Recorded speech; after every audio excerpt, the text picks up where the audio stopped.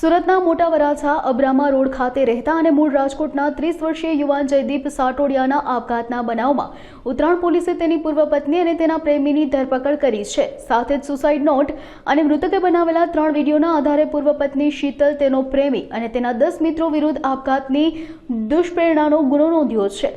हाल police द्वारा अन्य 10 आरोपीओनी शोधखोळ करवामां आवी रही छे। મળતી માહિતી મુજબ જયદીપે શીતલ સાથે અંદાજિત 1.5 વર્ષ પૂર્વે પ્રેમ લગ્ન કર્યા હતા। બાદમાં શીતલ તેની સાથે ઝઘડો કરી શારીરિક અને માનસિક ત્રાસ આપતી હતી અને ખોટા ગુનામાં ફસાવી દેવાની ધમકી આપતી હતી।